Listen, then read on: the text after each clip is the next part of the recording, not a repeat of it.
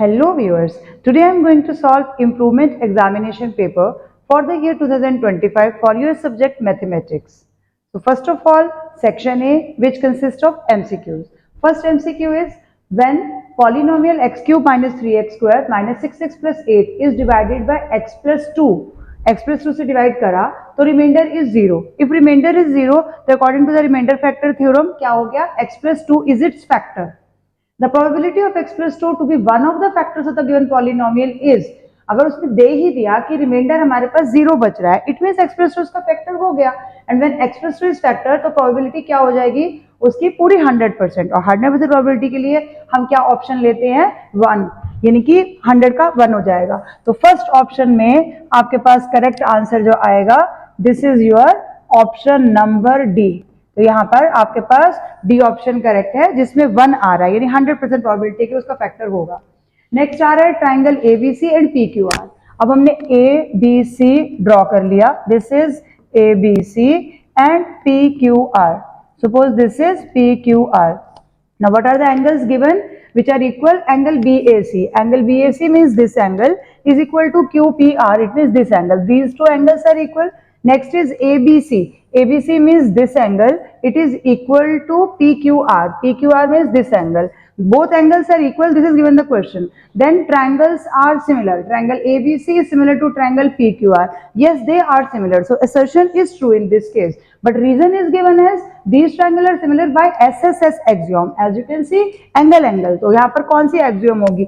AA axiom से similarity prove होगी. तो इसमें A is true, R is false. It means हमारा A ऑप्शन करेक्ट हो जाएगा कि assertion तो ट्रू है, रीजन फॉल्स है क्योंकि SSS नहीं है, AA क्राइटेरिया हम कंसिडर करेंगे. Next is ratio of diameters of two right circular cones is 3/2. तो टू राइट सर्कुलर कोन्स हैं, उनका डायमीटर का रेशियो 3/, तो हमारा जो डायमीटर का है वही रेशियो रेडियस का भी रहेगा. हम 3/7 और 2/7 करेंगे, still it will remain 3/7. And that of their Heights is 14/9. H1 और H2 इट इज 14/9. तो अब हमने निकालना क्या है? वॉल्यूम्स. वॉल्यूम किसकी है? ये राइट सर्कुलर कोन. तो V1 upon V2 is equal to 1/3 pi R square H. यहाँ पर हम 1 लेंगे, 1/3 पाई R2 स्क्वायर H2. अब 1/3 पाई तो कांस्टेंट है तो हम एज इट इज कैंसिल कर देंगे. ये डिपेंड किस पे कर रहा है? R1 R2 का स्क्वायर यानी 3/7 का स्क्वायर हो गया इंटू H1 H2 यानी कि 14/9. 3 स्क्वायर 9 हो गया, 7 स्क्वायर में से कितना हुआ 14/7 इंटू 7 यानी ये आ गया 2. तो 2:7 and this is our option number B. In this case option number B is correct. The value of p for which x minus p is a factor of अब हम यहाँ पर निकालेंगे कैसे? तो इसको थोड़ा सा रब कर लेते हैं. The value of p for which x minus p is a factor of x cube minus p x square plus x and plus 5. What is given that x minus p is a factor.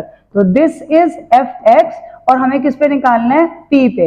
और x minus p उसने बोला है कि factor है यानी कि 0 आएगा. x minus, जैसे हम x minus 2 लेते तो हम 2 फिल करते हैं, यहाँ पर माइनस p तो हम p फिल करेंगे. तो x की जगह पे p फिल करा, p स्क्वायर प्लस यहाँ पर p plus 5. It is a factor means remainder 0 है. It means p cube minus p cube plus p plus 5 equal to 0. तो p का आंसर कितना आ गया? -5. -5 is option number A which is correct in this case. Now coming to fifth part, the GST of an article is reduced from 12% to 5%. 12% of, मान लिया हमने x है, minus 5% of x जो original price हमने मान लिया. The price paid for the article is cut down by 14. तो ₹14. तो कितना डिफरेंस आ रहा है? 14 का. नाउ 12% ऑफ x मतलब ये हो गया, 5% ऑफ x मीन्स ये आ गया, इट इज इक्वल टू 14. तो कितना आ जाएगा यहाँ पर? 12 minus 5 means 7/100x is equal to 14. तो x is equal to 14 into 100 divided by 7 यानी कि 200. तो x is equal to 200. This is option number D which is correct in case of fifth part. Now coming to sixth, the mean of 1 square, 2 square, 3 square and 4 square. 1 square is 1, 2 square is 4, 3 cube is 27 and 4 की power 4 यानी कि 2 की power इसके अंदर आ जाएगा आपके पास 2 का square, तो कितना आ जाना चाहिए 256, तो इट इज 256 और डिवाइडेड बाय, क्योंकि हमने मीन ही लेना है, 4 ही नंबर है तो divide by 4, it is 288 divided by 4, it means 7 and 2 72, and this is option number B which is correct in this case. Now coming to 8th part, now coming to 7th part, if 2x minus 15 is greater than 4x plus 9, तो 2x है minus 4x किया, 9 है plus 15 किया, कितना हो जाएगा minus 2x greater than 15 plus 9, 9 and 4 इधर 24 आ गया, x इज ग्रेटर देन 24 है, लेकिन जब हम -2 से डिवाइड करेंगे, तो यहाँ पर भी -2 को ही लिखते हैं, जब माइनस से डिवाइड करेंगे तो आपका साइन चेंज हो जाएगा, इट विल बिकम 12, तो यहाँ पर आपके पास ये नीचे आएगा तो माइनस, जब भी माइनस के नंबर से करते हैं आपको रूल पता है, तो x इज लेस देन -12, ये वाला आपका बनेगा option number A which is correct in this case. Now coming to option number 8, assertion is if the length of a shadow of a person is equal to its height, ये person है, ये shadow है, दोनों equal हैं इसके अंदर, then the angle of elevation the sun is 45, जब ये दोनों equal होते हैं तो ये तो 90 है, तो 45 और 45 के एंगल बनेंगे, it means assertion true है.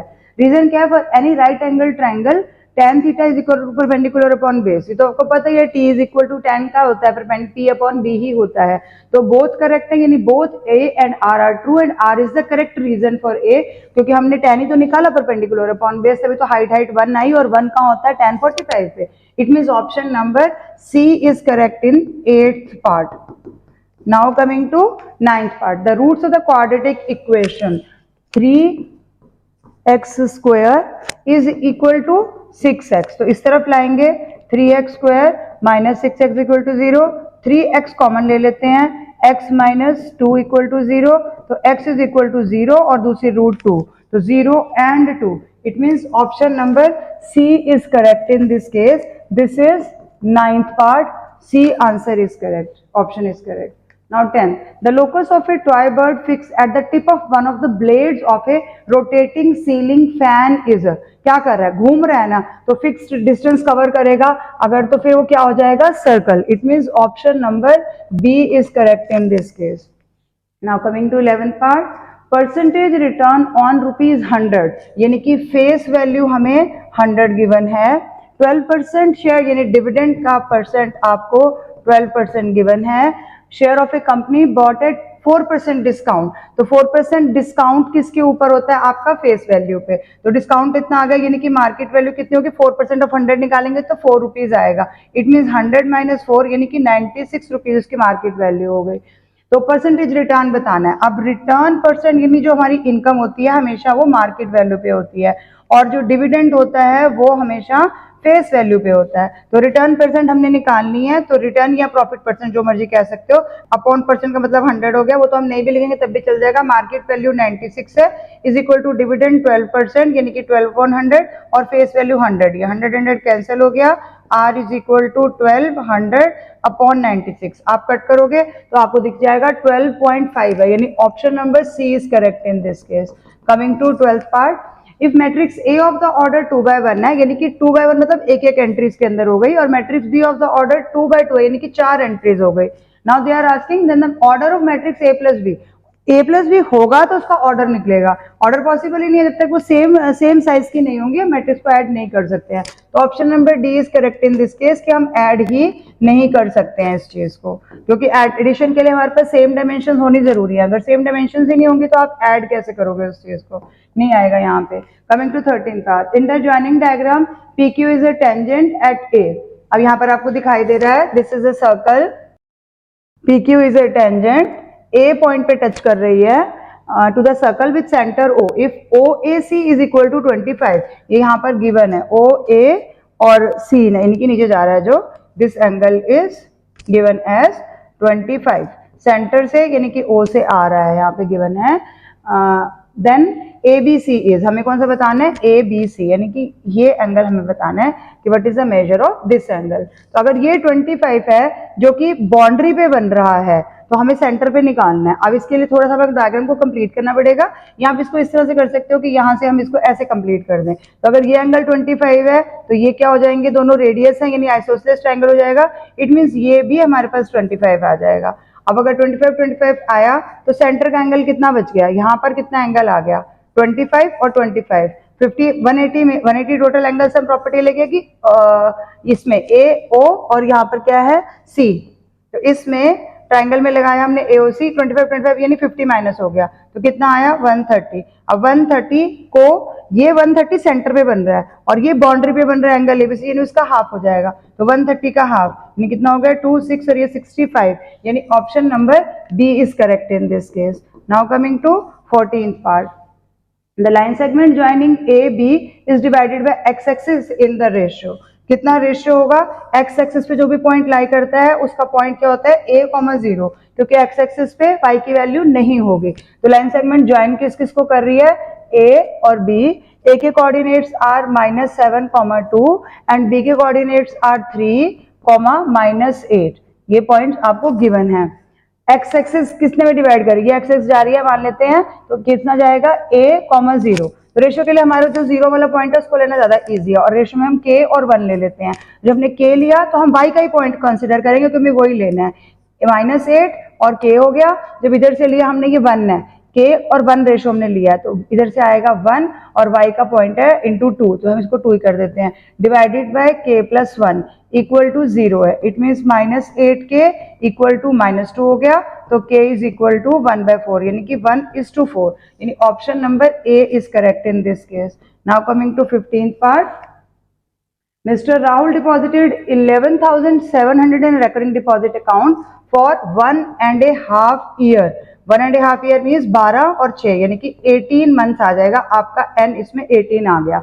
Amount deposited by him per month is, इतने ही पैसे डिपॉजिट किए हैं 11700 और डिवाइडेड बाय इसको आप करोगे 18 के साथ क्योंकि उन्होंने सिर्फ इतना ही पूछा है कि पर मंथ उन्होंने डिपॉजिट कितने पैसे किए थे। तो पर मंथ जो डिपॉजिट किए हैं वो हम इसको सिर्फ डिवाइड करके निकालेंगे। This is 650। Option number A is correct in this case क्योंकि आंसर डिवाइड करने के बाद आ रहा है 650। With this, all the MCQs are over. Section A, question number 2 is, a retailer purchased an air conditioner for ₹30,000। तो ये उसका CP हो गया। He marked up its price by 20%। तो पहले हमने क्या लिखा, CP of air conditioner is equal to ₹30,000। ये CP आ गया। मार्क्ड अप प्राइस कितनी हो जाएगी, जितना उसने इंक्रीज किया है, और मार्क्ड अप प्राइस दी कितनी है हमारे को 20%।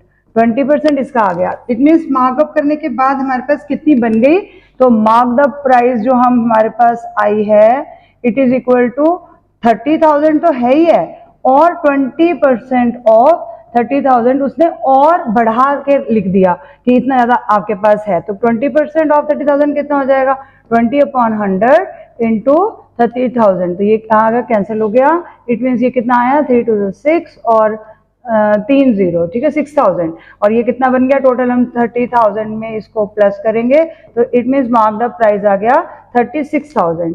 Marked up price of AC हमारा A पार्ट में पूछा गया है। इसका आंसर रुपीज यूनिट जरूर लगाना है। Next is total amount paid by the customer including GST। अब टोटल अमाउंट पेड तो बाद में निकलेगा क्योंकि उसने बोला है पहले 20% मार्कअप कर दिया और उसके बाद आपको खुश करने के लिए डिस्काउंट दे दिया। Discount of 10% of the marked up price. अब डिस्काउंट कितना दिया है, डिस्काउंट ऑफर्ड इज 10%। तो 10% किस पर, जितना मार्कअप किया था। मार्कअप कितना करा है 20% यानी मार्क्ड अप प्राइस हमारे पास आई कितनी है इतनी। तो 10% ऑफ 36,000 तो 10 अपॉन ये करोगे तो कितना हो जाएगा, बस 2 0 कटेंगे यानी कि 3600 आपके पास डिस्काउंट दे दिया उसने। अब 36% का डिस्काउंट देने के बाद कितना बच गया आपके पास SP। SP क्या होता है, जितना मार्क प्राइस है माइनस डिस्काउंट आपको कितना मिला है। अब मार्क्ड अप प्राइस आपके पास कितना आ गया था 30,000 का पहले ही 36,000 का कर दिया उसने, उसमें से 3600 आपको खुश करने के लिए कम भी करके दिखा दिया। यानी जब आप माइनस करोगे तो योर अमाउंट इज 32400 मतलब 32,400 रुपीज का आपके पास SP यानी कि सेलिंग प्राइस आ गया कि इतने में वो आपको दे रहा है। अभी भी देना थोड़ी है, तो GST ऐड करना है। तो GST is equal to it is given as 28%। तो 28% ऑफ 32400, 28 अपॉन नीचे करके इसको कट करोगे तो ये आंसर विल बी 9072।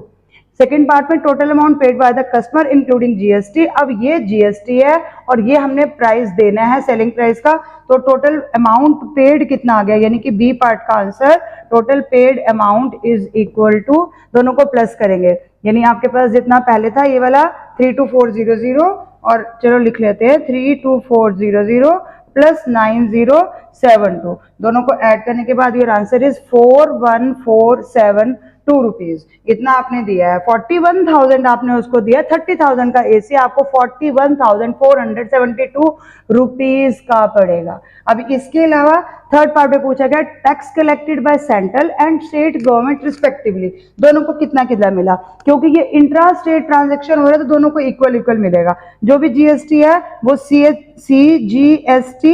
सीजीएसटी और आपके पास दूसरा वाला जो आएगा एसजीएसटी, दोनों बराबर बराबर आएंगे, तो दोनों बराबर बराबर मतलब आपका कितना बना 9072 था आपके पास जो जीएसटी कटा है, वो दोनों इक्वली डिस्ट्रीब्यूट करेंगे तो कितना हो गया 4536, इतना रुपीज उसने बोले। दोनों को अलग अलग कितना जाएगा रिस्पेक्टिवली था ना, तो दोनों के लिए आप इकट्ठा अलग अलग लिखेंगे 4576, ये हमारा आंसर हो जाएगा इस पार्ट के लिए।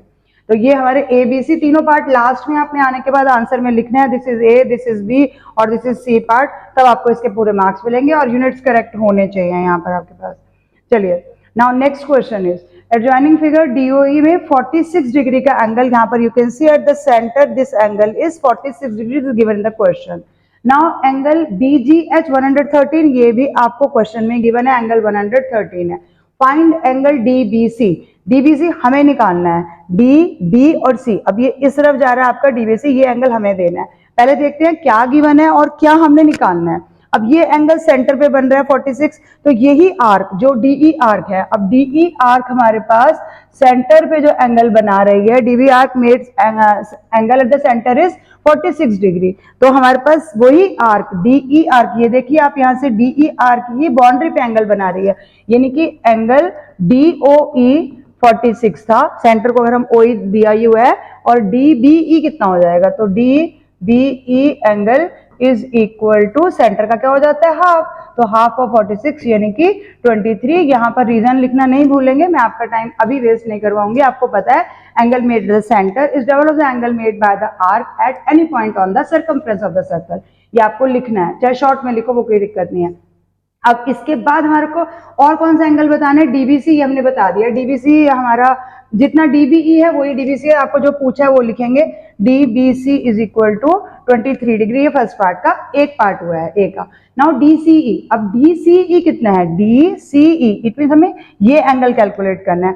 DCE निकालने के लिए आपके पास क्या गिवन है, थोड़ा ध्यान से देखोगे तो ये जो है this is diameter given in the circle, और डायमीटर जो होता है वो सर्कल की बाउंड्री पे क्या बनाता है, सेमी सर्कल का, मतलब उसको उसमें डिवाइड करता है, यानी कि यहाँ पर 90 डिग्री का एंगल होता है, angle in a semi circle is right angle, ये वाली थ्योरम यूज करेंगे, यानी कि ADB, एंगल ADB आपके पास आ जाएगा 90 डिग्री। आप रीजन लिखेंगे, यहाँ पर भी रीजन ना लिखने का भी माइनस मार्क हो जाता है, तो यहाँ पर 90 डिग्री का एंगल बन गया।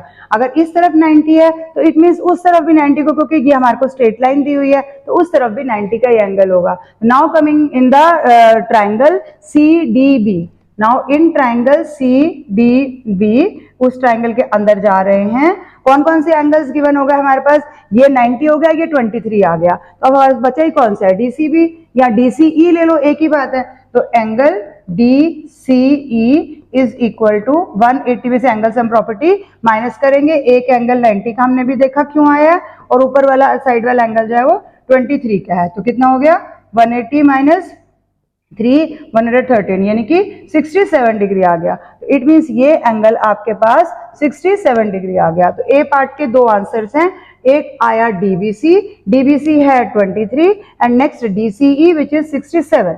अब बी पार्ट में पूछा है prove that CBGH is cyclic quadrilateral, तो साइक्लिक क्वाड्रिलेटरल कब होता है, जब उसके अपोजिट एंगल का सब 180 होता है। अब CBGH को ध्यान से देखिए, ये आपके पास C आया, CB मतलब हम नीचे आ रहे हैं, CB फिर G और फिर यहां से H, ये तो ये हमारा ये पूरा बना क्वाड्रिलेटरल। तो इसके अंदर आप देखेंगे अपोजिट एंगल्स 113 और यहाँ 67। अगर हम 113 और 67 को प्लस करते हैं तो it means it is equal to 180 degree. तो क्या रीजन दिखेंगे? Opposite angle of a quadrilateral is 180 degree, that is why this is a cyclic quadrilateral. हम उसका कन्वर्स ले रहे हैं थ्योरम का, इसीलिए ये साइक्लिक क्वाड्रिलेटरल है, क्योंकि अपोजिट एंगल्स का सम 180 आ रहा है इसके अंदर। आई होप आपको समझ आया होगा और ये क्वेश्चन आपने करा भी ठीक होगा। बस इसमें अगर आपको 90 डिग्री का एंगल मिल गया होगा कि डायमीटर के साथ सेमी सर्कल बन रहा है। तो now this is question number 2 part 3, जिसमें आपको हिस्टोग्राम ड्रॉ करना है।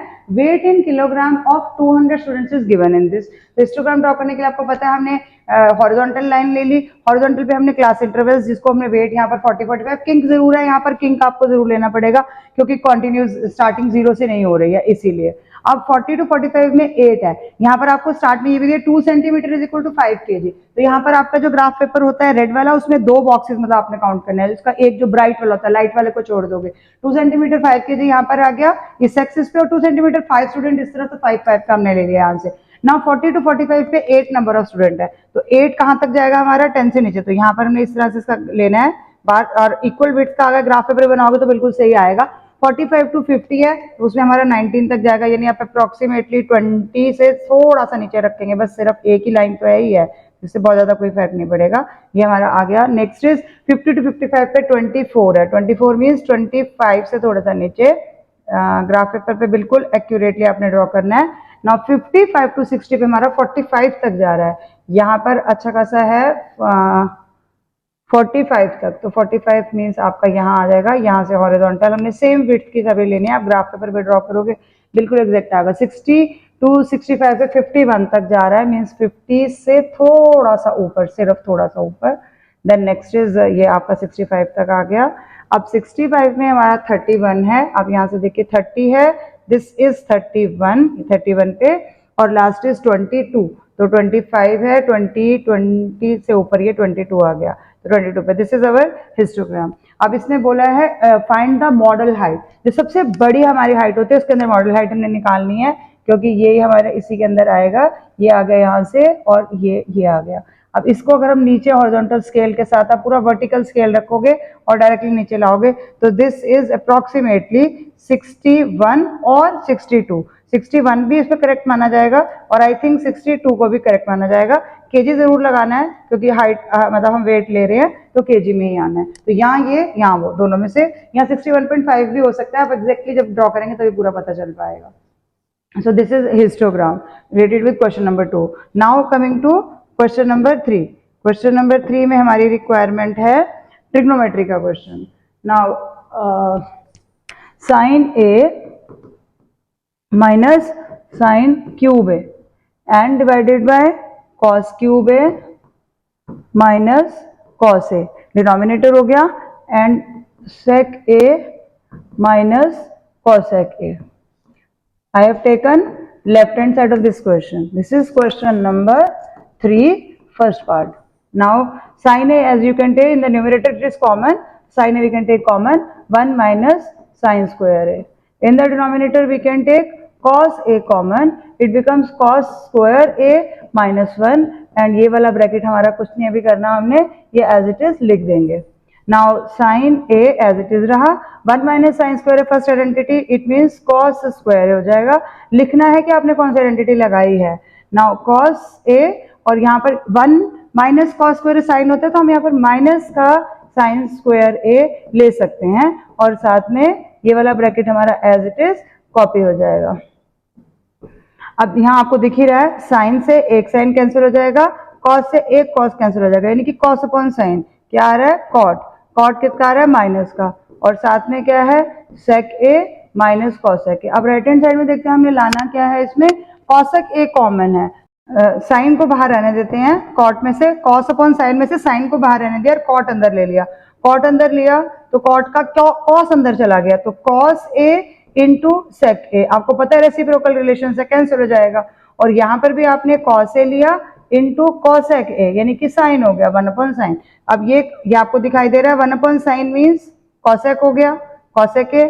cos और sec क्या है? रेसिप्रोकल रिलेशन है, 1 माइनस cos और 1 बाय साइन, यानी क्या आ जाएगा? cot। तो ये आ गया। अब लेकिन क्योंकि माइनस का साइन बाहर है, उसको अंदर लेने के लिए क्या लिखेंगे? cosec A और कॉट जो है वो प्लस का बन जाएगा कॉट ए, और 1 जो है वो माइनस का हो जाएगा, फिर हमने इस साइन को अंदर ले लिया। तो cosec A cot A minus 1 is equal to right hand side, hence verified. ये हमारा फर्स्ट पार्ट आ जाएगा। In second part this is a polynomial given जिसके दो फैक्टर्स गिवन है 2x माइनस 1, जो कि क्लियर है कि वो फैक्टर ही है, और दूसरा जो क्वाड्रेटिक है वो दिखाया नहीं है, x square plus x plus b है, मीन्स हमें उनकी वैल्यू फाइंड आउट करनी है। तो कैसे फाइंड आउट करेंगे? अगर हमारा रिमाइंडर 0 आता है तभी तो हम रिमाइंडर फैक्टर थ्योरम में मतलब क्या हम डिवाइड करेंगे, यानी कि हमारे पास एक फैक्टर है तो हम इसको लॉन्ग डिवीजन से करके डिवाइड कर सकते हैं। डिवाइड किया, जो एक फैक्टर क्लियर है वो तो दिख रहा है ना कि 2x माइनस 1 है, जो डिवाइड करा तो इट मीन्स एक्स स्क्वायर आ गया, मीन्स 2x क्यूब है और माइनस का एक्स स्क्वायर है। साइन चेंज किए, पैरा नंबर कैंसिल हो गया, -3 है और +1 है, it means -2x square minus 3x plus 2। फिर आपने डिवाइड किया, आपके पास आया माइनस का x, इट मीन्स अब कितना हो गया -2x स्क्वायर, और इसको किया तो ये आया प्लस का x। साइन चेंज किया, प्लस माइनस अगेन कैंसिल हो गया, यहाँ पर कितना आ गया -4x प्लस 2। 4x को 2 से डिवाइड किया तो आपके पास आया माइनस का 2 मीन्स -4x हो गया और -1 और ये मिलकर प्लस का 2 हो गया। इट मीन्स यहाँ पर आपका जाकर रिमाइंडर 0 हो गया। क्वाड्रेटिक पॉलिनोमियल हमारे पास आया x square minus x minus 2। अब इसको कंपेयर करो प्लस ए एक्स और प्लस बी के साथ, इट मीन्स आपका a कितना आ रहा है -1 और b कितना आ रहा है -2, क्योंकि प्लस की वैल्यूज गिवन है तो a और b का ये आंसर आ जाएगा। हेंस फैक्टराइज द पॉलिनोमियल, पूरी तरह से फैक्टराइज करने के लिए आपको ये क्वाड्रेटिक भी सॉल्व करना पड़ेगा कि क्वाड्रेटिक की वैल्यू कितनी आ रही है। क्वाड्रेटिक को सॉल्व करने के लिए x square minus x minus 2 है, यानी हमें मल्टीप्लाई करने पे -2 आना चाहिए और प्लस माइनस पे ये, तो -2 क्या है -2x हो गया और प्लस 1x हो गया और -2। इट मीन्स x हमने कॉमन लिया x माइनस 2, फिर प्लस 1 कॉमन लिया x माइनस 2, x माइनस 2 एक फैक्टर हो गया, x प्लस 1 दूसरा फैक्टर हो गया, और तीसरा फैक्टर हमें क्वेश्चन में गिवन है 2x माइनस 1, तो ये हमारी कंप्लीट फैक्टराइजेशन हो जाएगी गिवन पॉलिनोमियल की, यानी कि सेकेंड पार्ट के लिए। Now coming to next part. Now this is our third part in which first is write down the coordinates of point A, B, C and E.